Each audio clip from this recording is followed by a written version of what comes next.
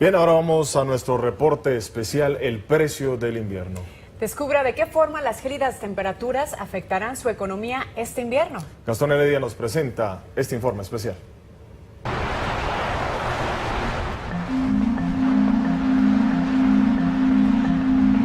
Aquí sobre nuestra región, las áreas más afectadas actualmente es la porción céntrica de nuestro estado. Observemos. Durante cada semana de invierno, las tormentas llegan a Colorado. Algunas dejan 1 pulgada, mientras que otras suelen dejar hasta 1 pie de acumulados. Nieve muy necesaria para nuestro estado. ¿Usted alguna vez se preguntó cuál es realmente el precio del invierno? El año pasado rompimos récord. Tuvimos 14 millones de visitantes y obtuvimos $4.000 millones en ganancias. El turismo es la segunda industria más grande en Colorado.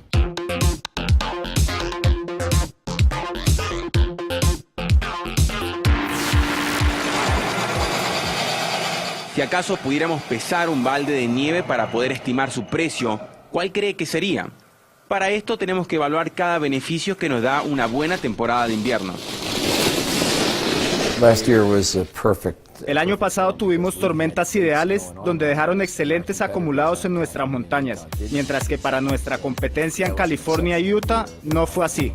Y si de competencia se trata, durante la temporada 2009 al 2010, la industria turística contribuyó con la economía total del estado, que llegó a tener una ganancia de $2.170 millones. El estado que recibió más aporte del turismo, seguido por California con una cifra que solo llega a 1.377 millones.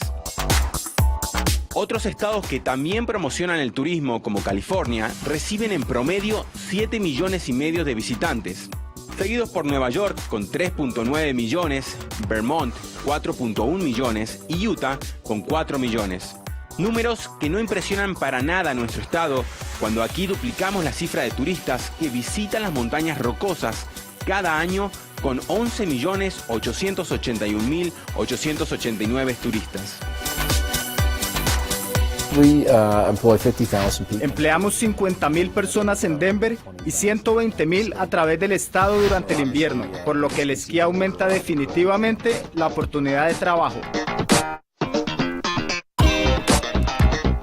Incremento de dinero para Colorado, incremento de trabajo para los residentes, variables que fluctúan directamente dependiendo qué tanta nieve nos deja el invierno, lo cual determina a su vez la cantidad de turistas que vendrán a visitarnos cada año. Pero, ¿qué sucedería si las condiciones del tiempo jugarían en contra nuestra? Para esto comparamos la temporada alta del 2008 contra la temporada baja del 2009. La cifra de turistas se redujo de 12 millones a 10 millones, mientras que las ganancias cayeron de 1.200 millones a 1.000 millones y los empleos pasaron de 37,000 a solo 34,000. Aunque el turismo es la fuente más importante de ingresos para Colorado, también lo son los cultivos, y según Kena, granjera de Longmont, el tipo de invierno determina sus ingresos. Si hay muchísimo frío o cae muchísima nieve, a veces no puedes sacar el producto de la tierra. Entonces puedes perder mercados, puedes perder el producto y bueno, pues definitivamente sí afecta. Si las condiciones este invierno no son las más adecuadas, cientos de acres de cultivo de espinaca pudieran perderse por completo aquí en nuestro estado. Ya sean los cultivos o los turistas, todo depende del invierno y si las condiciones no salen acorde, el impacto de esto va directamente a su bolsillo. Cuando los turistas vienen, pagan impuestos como cuando se hospedan en hoteles.